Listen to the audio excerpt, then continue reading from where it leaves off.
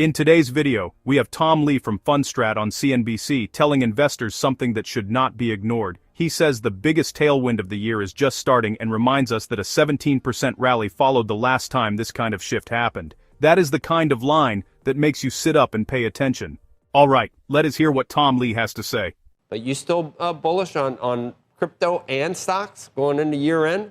I am. I think the biggest tailwind that's going to emerge in the next couple of weeks is around the central bank. The Fed is set to cut in December, but also today is the day that quantitative tightening ends. And as you know, the Fed's been shrinking its balance sheet since April 2022.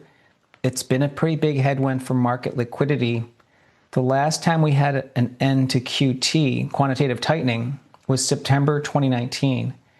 And if you look back at that period, the markets really responded well. I think within 3 weeks rallied more than 17%. So I do think the timing of QT ending, which is now essentially QE starting, and the Fed, and at a time when November kind of was topsy-turvy, so I think people got cautious, but now have to performance chase, and then you have a really typically a seasonal tailwind. So I'm pretty bullish into December, even with maybe the first day being rocky. Yep. So it's still all about the Fed for you, because I was thinking that there is a time when a market can hit an inflection point where the reason the Fed is cutting becomes a problem for the market. That's what I thought. With the jobs and everything else, there might come a time where purely Fed cuts or the backdrop is that there is some weakness in the market, in the economy. You don't see that? I mean, I'd say that the shutdown put a blackout on data, and I think that created a bit of anxiety because, you know, markets like visibility. But to me, the fact that claims have been behaving and the September jobs report kind of showed a bit of a recovery. I think the labor market's probably holding fine, but the Fed doesn't want that to worsen. But I think the inflation story has actually weakened a lot. So to me, the Fed would be cutting for the right reasons, which is as they look at the next 12 months, the tariff inflation impacts are fading, but there's risk on the job market. So, I mean, I think it's cutting for the right reason, which is, you know, real rates are tightening if they don't cut. Here's what concerned me about a couple of weeks ago, Tom, with the market's behavior, and that was watching all of the AI high flyers dip and drop, and pretty precipitously in some cases, because it looked like the Fed wasn't going to cut. That raised questions about what was happening in the private markets, and it made me start to wonder, okay, are we looking at a lot of business models that don't work if the Fed doesn't continue to cut rates? Are these the business models that are driving and powering the market right now? That's the one thing that made me sit up and say, that's a little different.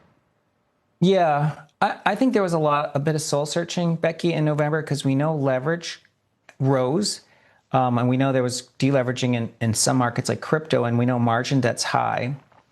And I think that there was essentially a reset in November because the market had a 6% decline, but the AI stocks and the meme names and a lot of other names fell even more. So I think that position reset has been healthy, and I think many fund managers we talked to in November, in the midst of all that, kind of threw in the towel, thought the rest of the year was sort of a write-off, and now if December is strong, there's going to be a bit of performance chasing, and I think that's what you should typically expect in the final weeks of the year. I thought it was when we saw Bitcoin sell off and sort of the high flyers sell off on the notion that Powell got hawkish at that one, whatever it was, that one meeting. And then Williams totally turned that around. And the Fed futures jumped, and it became clear they're definitely cutting again. And we got very little for that. Bitcoin should be back at 100 if it really is totally dependent on Fed easing. And if it's a debasement trade, which people say it is, we didn't get much. For now, everybody, you're sure that they're going to cut now. There was a time where we thought they weren't going to cut. What do we get for going back to cutting mode? Yeah, I mean, Bitcoin and crypto have been disappointing because they really took it in the gut in mid-October and then kind of got hit again when, you're right, when the odds of a Fed cut dropped. Bitcoin fell. And then now that the odds have recovered of a cut, they haven't quite recovered. I mean, I think that that's still the lingering effects of that deleveraging that happened on October 10th. It's not that different than the wipeout that happened in 2022 with FTX. That took 8 weeks. So we're kind of emerging from that. That's 7 weeks in the rearview mirror. So maybe in another week or two, I think crypto has fully washed out, and that's when it starts to participate. Yeah, wipeout's a bad word. If you could pick another one next time, Tom. Yeah. We don't. You had very aggressive targets for the S&P and Bitcoin by the end of the year. I mean, it'd be crazy to hit the Bitcoin target, for example. I don't know what that was. But 7,000 on the S&P is still something you think that can happen this year? Yeah, I mean, 7,000 is only 2% for S&P. From here, I think 5% or maybe even 10% is possible in December. So I think a 7,200, 7,300 is likely for S&P. Ask you not to do that. You're giving me a target and a time. Don't. It's not good for your career. Don't do that. You're going to be wrong one of these times. But you don't care, do you? You've been right enough. Well, I'm just looking at probabilities, but you're right. We've been wrong plenty of times, Joe, so I'm okay being wrong too. Okay. I never have been, really. I don't think so. That would be a big shocker. It does. It happens to all of us. How about Bitcoin? Would you think you'd be happy with 100 if it got back by the end of December, wouldn't you? Yeah. In fact, I think it was looking good, like you said, over the weekend, and then we got a decline, sorry. Maybe because the Bank of Japan looks hawkish. Yeah. But I don't think the 4-year cycle, I don't think the Bitcoin high is in place. But you're right. We were too optimistic about this happening by December. But I do think Bitcoin can make an all-time high by the end of January. So I don't think we should think the highs are in place for Bitcoin or Ethereum or crypto. So a lot of it's going to depend on equities recovering, which we expect it to, and that helps the animal spirits. And I think a new Fed chair will help. And we have, as Becky said, when people got worried about a hawkish Fed, that kind of hurts the discount models, the discounted cash flow models like AI models, but it hurts crypto models too. So if we have a dovish Fed, that's really a tailwind. Tom, is there a point, though, Joe and I were talking about this in the last block, is there a point where a Fed that's too dovish scares the markets because they're worried about inflation? Yes. The markets don't want the Fed to lose credibility. And the bond market will kind of protest if the Fed is too dovish. But I think when I look at Fed fund futures, especially implied inflation, the bond market's more dovish than the Fed. So it looks like the Fed is behind, and that's why I think cuts are necessary. So right from the start, you can see Tom Lee coming in with the same calm and steady tone he is known for, but the message this time is pretty firm. He is bullish heading into December, and he is not backing down from that view, even though the markets have been choppy. His entire argument revolves around one central force, the Federal Reserve. To Tom Lee, the Fed is still the #1 driver of what happens to stocks and crypto right now, and he believes the biggest tailwind of the year is just beginning. He explains that the Fed is set to cut rates in December, but even more importantly, he points out something most casual investors completely overlook. This is the end of quantitative tightening. For almost 3 years, the Fed has been shrinking its balance sheet and draining liquidity out of the system. According to him, that process ending is effectively the beginning of a soft form of quantitative easing, and he reminds the panel that the last time the Fed stopped quantitative tightening, which was back in 2019, the market exploded upward by more than 17% in a matter of weeks. So in his mind, this is a historically powerful liquidity shift that investors are underestimating. He also brings up seasonality. December is usually strong, especially when investors have been spooked the month before. He says November was full of fear, confusion, and cautious positioning. People basically took shelter, and now that conditions are improving, they may need to performance chase into year-end, meaning fund managers who backed off are now stuck and will have to buy aggressively to catch up. Then, the conversation shifts to the idea that Fed cuts can sometimes be bad news, because they can signal weakness in the economy. Tom Lee pushes back on that. He says the blackout caused by the government shutdown created confusion because data stopped flowing. Markets hate uncertainty. but looking at the claims numbers and the rebound in the jobs report, he feels the labor market is still stable enough, inflation has cooled significantly, and the Fed is cutting for the right reasons. In his view, the Fed has to cut because real rates are tightening on their own, and if the Fed does nothing, that tightening becomes dangerous for the job market. Then the conversation moves to the topic everyone has been watching. The big drop in AI high flyers and tech names a couple of weeks ago. Becky raises a sharp point. She wonders if these business models only work when rates keep falling and if the market is relying too heavily on companies that are extremely rate sensitive. Tom Lee says November was basically a cleansing moment. Leverage had built up, margin debt was high, and both crypto and AI stocks had become crowded. The correction was harsh, but he calls it healthy, a reset that forced investors to realize they were overexposed. Many fund managers gave up and assumed the year was finished. Now, if December turns strong, they will have no choice but to chase back in. Joe then brings up Bitcoin, pointing out how little it has bounced even though the Fed has clearly shifted back into rate-cutting mode. Tom Lee agrees that crypto has been sluggish and blames the heavy deleveraging that happened in mid-October. He compares it to the washout during the FTX collapse, which took about 8 weeks to unwind. According to him, we are nearing the end of that washout cycle, and within a week or two, he expects crypto to rejoin the rally. He is basically saying that crypto is lagging, not broken. Then the hosts challenge him on his big targets. They remind him that he had extremely aggressive predictions for both stocks and Bitcoin. Tom doubles down, but slightly adjusts. He still believes the S&P can reach around 7,200 to 7,300 before year-end. He acknowledges that giving specific numbers and dates is risky, but he is looking at probabilities, not guarantees. As for Bitcoin, he admits that hitting the December target now seems unrealistic because of the October crash, but he is still confident that Bitcoin can make a new all-time high by the end of January. He makes it clear he does not believe the crypto top is anywhere near in place. The conversation then turns to the question of whether a Fed that is too dovish could scare markets by raising fears that inflation could come roaring back. Tom says yes, that can happen, but right now the bond market is actually more dovish than the Fed. In his view, the Fed is the one behind the curve. The market already expects cuts, and that means the Fed cutting now is not a panic signal, but a necessary step to stay aligned with market expectations. The interview wraps up with a light moment where Tom reveals he is calling in from Tokyo.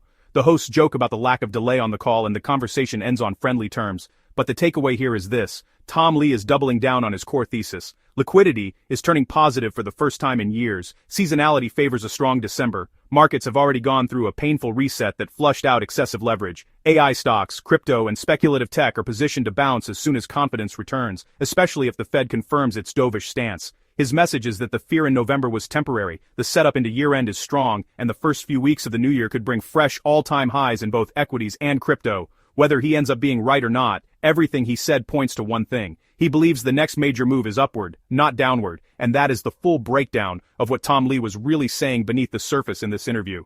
Now, let's talk about the 2 tech stocks to buy now. These are companies that are at the forefront of innovation and industry leadership. We are talking about a leader in the democratization of investing and a global powerhouse in high-performance manufacturing that is fueling the AI revolution. And another company that is rapidly becoming one of the most important backbone suppliers for AI hardware, automation, and next-generation cloud technology. These are companies that are at the forefront of innovation and industry leadership. Let us start with one of the most recognized names in the retail trading world, Robinhood Markets, ticker symbol HOOD. Whether you love them or hate them, Robinhood changed the financial industry forever.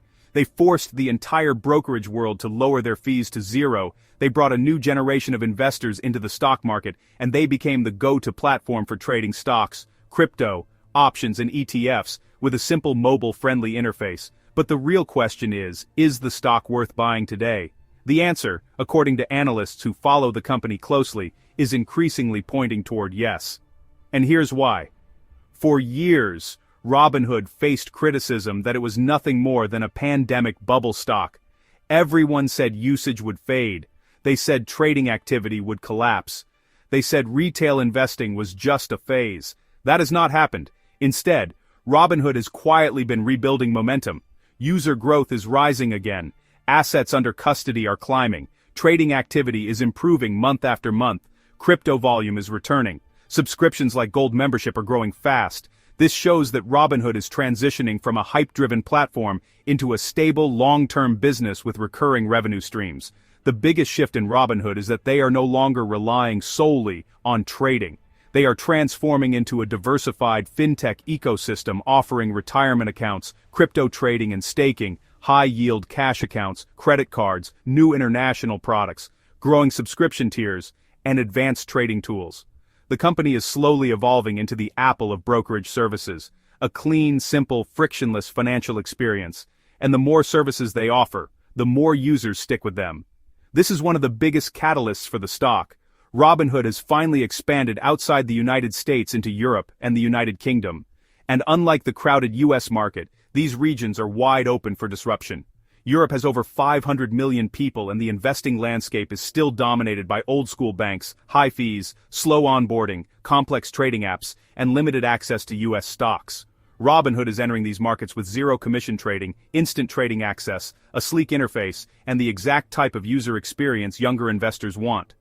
International expansion could be the spark that pushes Robinhood into its next major growth phase.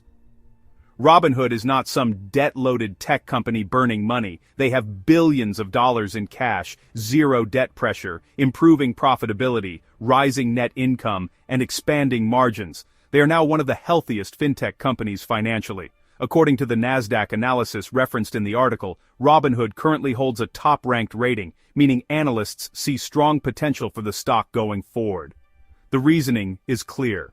Trading activity is rising, revenue diversity is expanding, international markets offer huge upside, and younger generations are investing more than ever.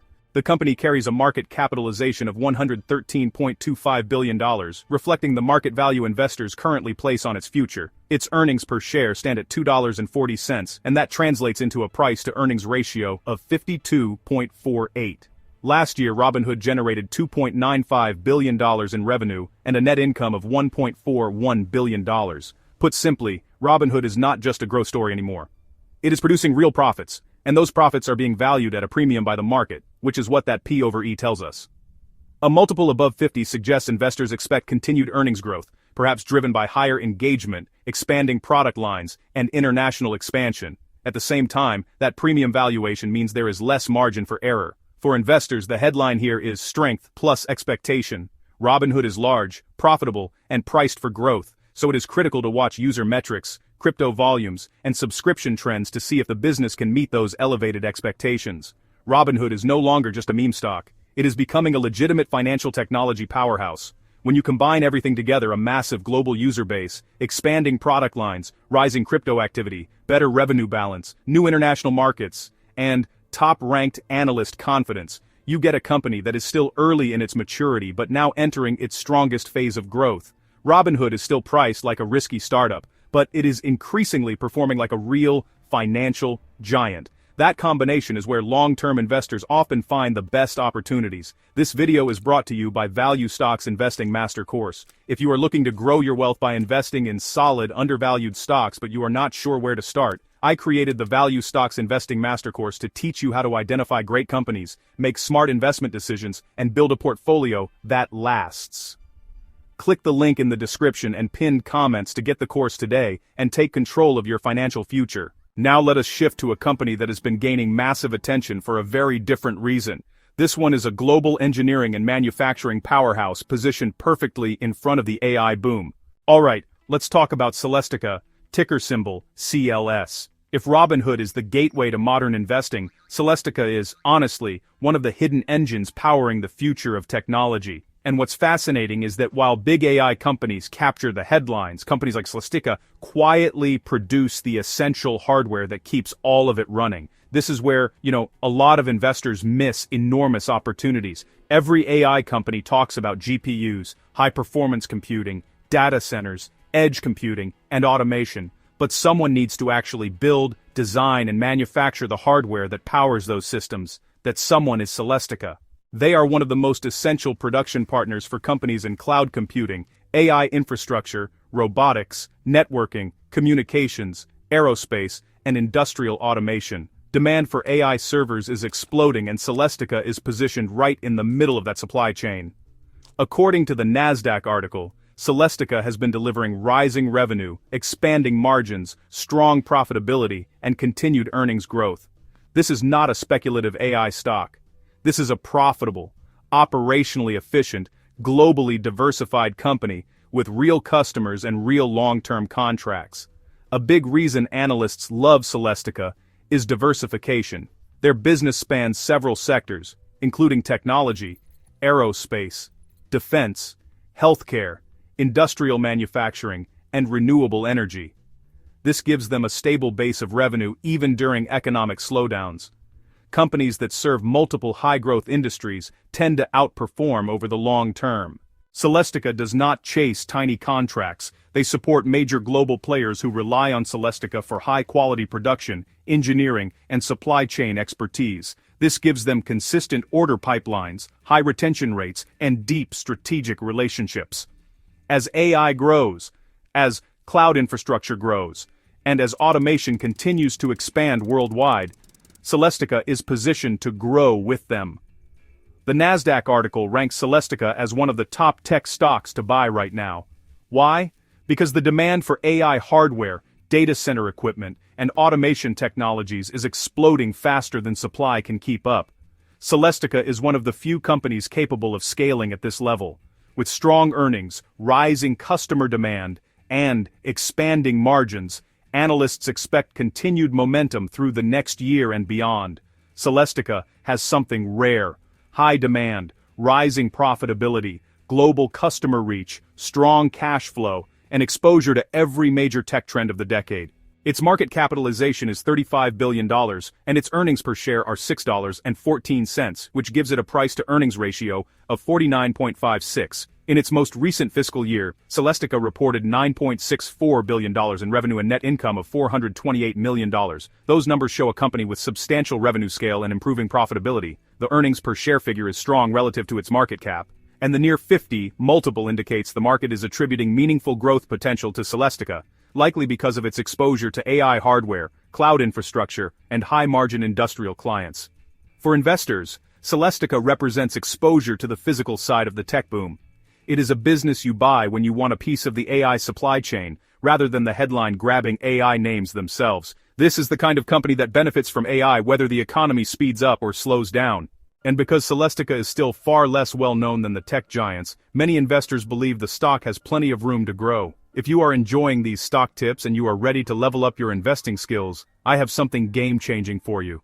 I have just relaunched my Value Stocks Investing Master Course, designed to teach you the exact principles used by investing legends like Warren Buffett and Benjamin Graham. But this is not just theory.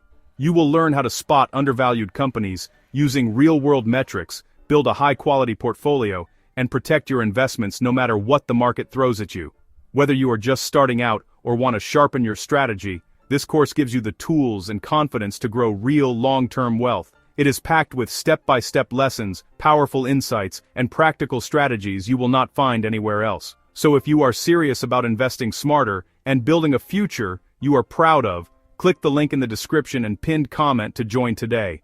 Trust me, your future self will thank you. If you want exclusive stock tips, in-depth analysis, real-time trade alerts, and free investing guides, join the Stocks Galore Patreon today and take your investing game to the next level. Our members there get full in-depth analysis on most of these stocks I mention here. Head over to patreon.com/stocksgalore and become part of our growing community of smart investors. The link is in the description.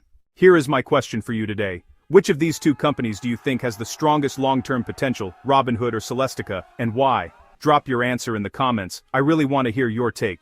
Do not forget to like, share your thoughts in the comments, and subscribe to the channel so you do not miss out on the next important financial investing update.